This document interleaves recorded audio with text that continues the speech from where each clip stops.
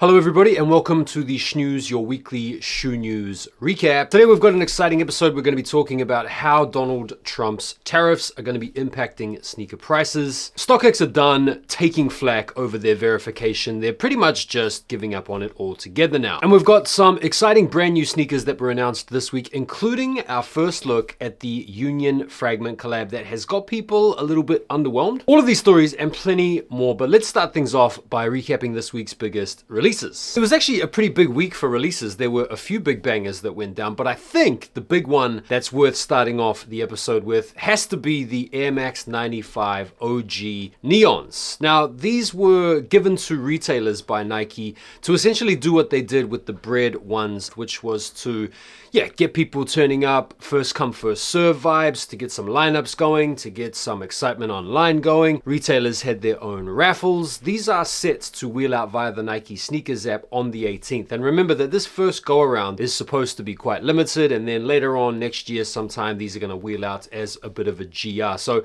a tactical play from Nike to really build up the excitement for the model. Don't forget this is the 30th anniversary of the 95, or the 110 as they're known here. So pairs of these were hard to get your hands on unless you were pretty lucky or unless you were pretty dedicated. Also had the release of the Air Max 90 collaboration with Sloan. Also had the website microsite release for the Action Bronson 990 V6 Untitled's. These are also going to be coming out later on in the month on the 25th, I think. Today we had the Yuto Horigome SB Dunk Lows in the Asparagus colorway. The Jordan 1 Rare Airs dropped as well, and also on a golfing note, the Masters collection with Nike dropped today as well. So definitely a big week of releases. Did any of you guys come up on anything? Feel free to let me know if you did down below. Right, let's get into the news and let's start things off with Trump's tariffs, because they could potentially have a pretty serious knock-on effect to the price of some of your favorite brands, in particular Nike and Adidas. Let's start with Nike. They produce a lot of their stuff in places like Vietnam and Indonesia and China, and all of these countries are being hit with reciprocal tariffs. In fact, Vietnam is being hit with a 46% tariff, Indonesia a 32% tariff, and China a 34% tariff. And what this basically means is that importing all of these goods that are manufactured overseas for Nike is going to make things a whole heap more expensive moving forward. And as Nike have been in the habit of passing on the increase in production costs over the years to us pretty conspicuously, you can bet that the consumer is going to bear the brunt of these new tariffs. Now, a lot of big brands' share prices took an absolute hit. Nike shares dipped 13% to their lowest point since 2017, which is a bit of a blow to the guts considering they recently had a little bit of a pump after the announcement of the collaboration with Skims. One of the companies that has been able to swerve essentially the effect of this tariff announcement is New Balance, because they produce and manufacture a lot of their sneakers in places like here in England as well as over there in the USA, and they're not a publicly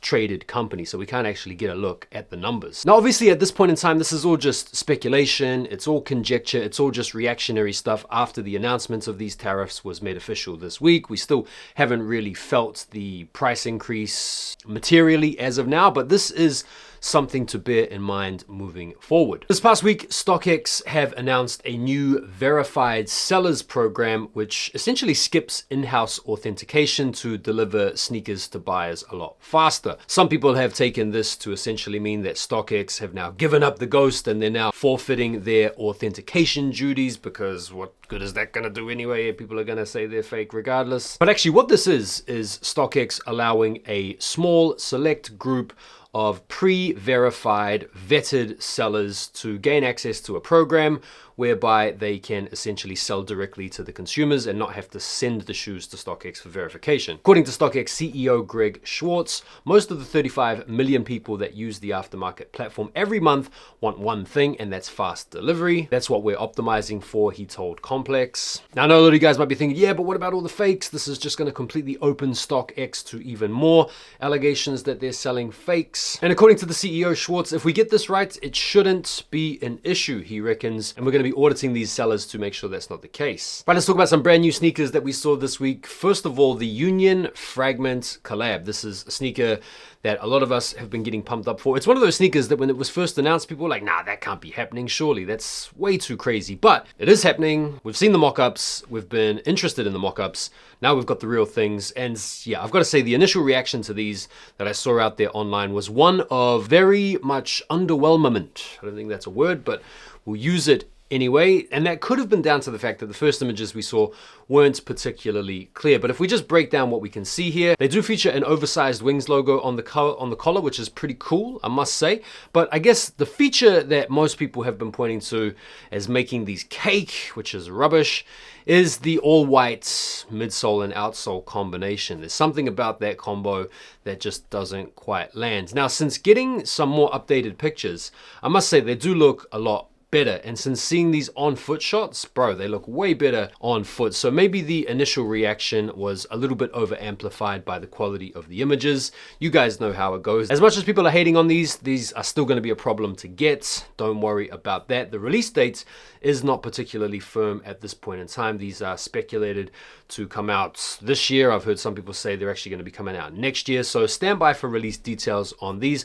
I personally think they are absolutely fine. You know, they're not as nice as the mock-ups, I want to say. I'm not crazy about the white midsole, but I'd be lying if I said I wasn't going to be trying to cop these for sure. Zeb Powell makes history as Jordan Brand's first sponsored snowboarder. And if you don't know who Zeb Powell is, don't worry, neither did I, but I am not really into winter sports like that. So I'm sure if you're into snowboarding or skiing, you probably know exactly who this guy is. And he's obviously the man because I've seen some of his tricks and bro goes crazy. And I guess this is Jordan Brand's latest escapade into alternative sporting arenas, wherein they want to latch on to some of the best talents in these respective sports and get them signed onto the roster so that they can continue to market their shoes to their respective athletes' audiences, and they can continue to show a little bit more variety and versatility in terms of the people that they are sponsoring. So I think this is a good move. Bro seems like he's the man. We have seen the official images of the Air Jordan 3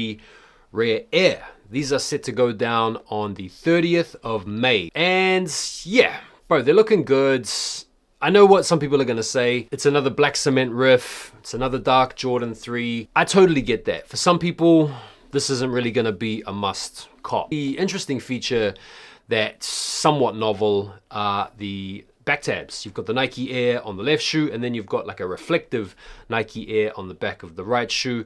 And they come nicely contrasted with the red on the heel tab, as well as the blue accents around the collar and around the midsole. So because it's so close to the black cement 3s, I don't know if it's really going to be a must cop. What do you guys think? We've had the official images of the Jordan 1 Low Rookie of the Year, which are going down this month, April the 18th. And the quality on these is looking good. Very similar types of materials that we had on the ones, the highs. That sort of nubuck suede on the upper. Nice looking tumbled leather on the white panels. It's a very clean, very good looking shoe. And I would fancy, much like the Obsidians and a lot of the other 1 Lows that we've had come out recently, these would be pretty easy to get. On the same day this month, April the 18th, the Air Max 95 Big Bubble pink foams are coming out, and we've also had some really good official retailer images of this particular sneaker. These are just clean by themselves, but they've got a little bit of extra hype about them because of Kim K.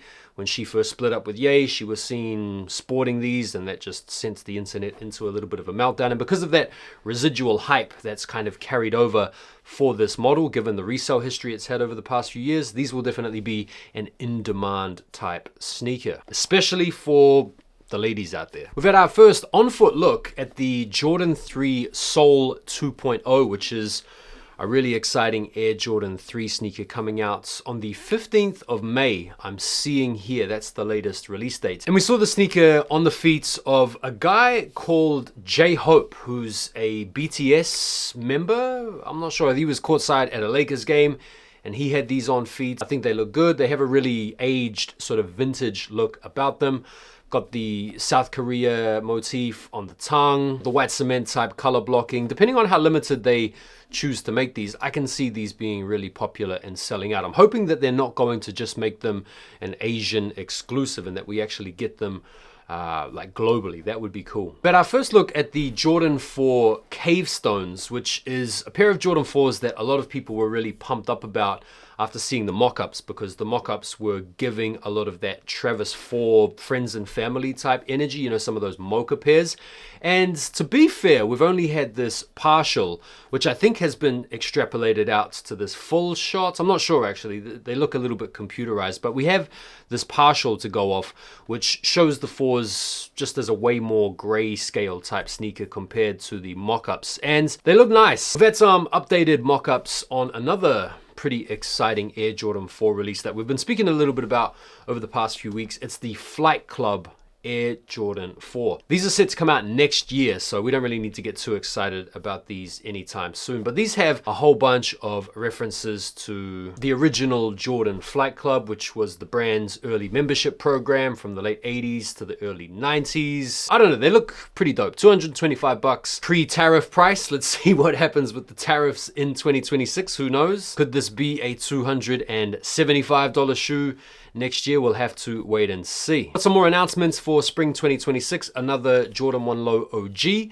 This one in a medium olive colorway. Just got this speculative mock-up here to go on. Also have the Jordan 1 Low OG Sale slated for spring as well. Got a detailed look at the Air Max 95 Liverpool FC. This is a big sneaker because the Air Max 95s have a very special place in the hearts of Scousers, people that are from Liverpool. They are the ones, I think, that first gave the name the 110 to this particular sneaker on account of the fact that they used to run 110 Great British pounds. Nowadays, they should more appropriately be called the 175s, but you can see the color blocking here takes direct inspiration from Liverpool FC. It's a pretty good looking sneaker, but unless you're a Liverpool FC fan, this is probably going to be a sneaker that's going to repulse you rather than entice you. Release date is actually right around the corner on the 11th of this month, so coming out next week. Another release that caused a little bit of controversy this past week is the OG Flame Cap from Nike, which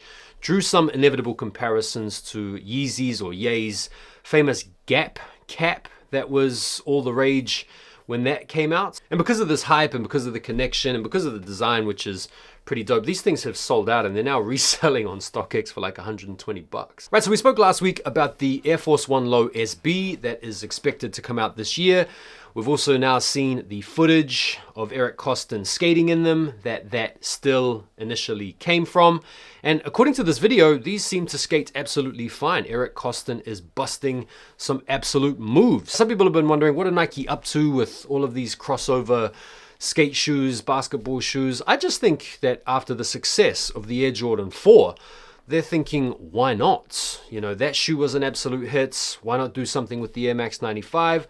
Why not do something with the Air Force 1? People out there seem to love it. People are paying the money for it. They're selling out, they're reselling. So I guess from a commercial money-making perspective, Nike are doing the right thing whether you like the product or not. All right, so we've had our first look at the shattered backboard Jordan 1 High, which are set to drop towards the back end of summer, right around mid-August time. And the good news is they're going to be coming out in full family sizing, which to me hints at a big GR, which is going to be fantastic news for those of you guys out there that have wanted to have this shoe but have been put off paying the exorbitant resale prices that this shoe has commanded over the years. And obviously the big question on everyone's mind is, if they're going to GR these, what's the quality going to be like? Because for the longest time, the shattered backboards have pretty much been pointed to as the pinnacle, the epitome of Air Jordan 1 quality when it comes to the leather. And at least what I'm reading into these pictures is that they look okay. Yeah, they don't look bad anyway.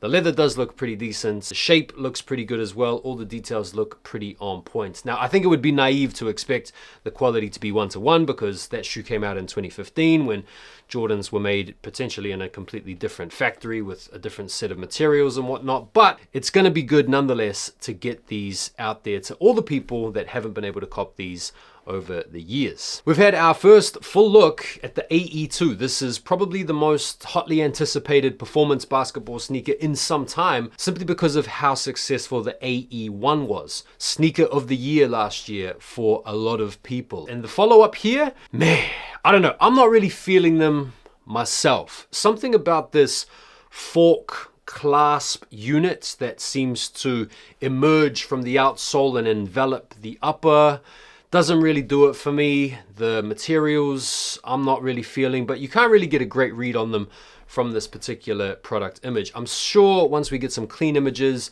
some on foots, maybe even some shots of AE himself hooping out in these with some different colorways, they'll be absolutely fire. I think they're quite striking. They definitely seem to show an element of technological progression, which is what you want to see in these types of shoes. I'm sure once they disclose all the info around the tech, then people's opinions will change a little bit. My first reaction is they're a little bit mid. What are your thoughts on the AE2? Feel free to sound off. Right, Justin Bieber is releasing his own shoes from his new Skylark brand. They're like some slide slipper type things. These look like the type of footwear that he's been rocking pretty much for the last 10 years. Like, this guy is just always seemingly on an errand. He's always on his way to get a coffee, or he's going to get a smoothie or something. Bro is just forever in errand clothes, and these look very much like errand footwear. Where has Travis Scott gone, and why does nobody care? It feels like it's been a minute since we've had a really hot Travis Scott sneaker drop. But apparently he's been working on something. He's been cooking up some football boots or some soccer cleats. These are the Mercurials. I don't know, are these cool or are these not a little bit underwhelming? There's nothing really about them to me that stands out as being overly exciting, apart from, the whole reverse swoosh and the Cactus Jack branding. It seems a little bit lame, if I'm honest. So let's talk about some exciting sneakers upcoming this week that you guys might want to keep an eye out for. The upcoming Dot Swoosh Air Max 1 Big Head Mode. The GoldenEye joints are dropping on April the 7th. They're not actually dropping whereby you can cop them. They're available for pre-order, and I think what's going to happen is they're going to ship sometime in August. And if you want to cancel your order in the US, you have to do it within like 30 minutes of securing them. But if you order in the UK and the EU, you do have right of return. So if you get them and you don't like them, you can send them back. But I think these will be popular. 160 bucks or 145 odd pounds.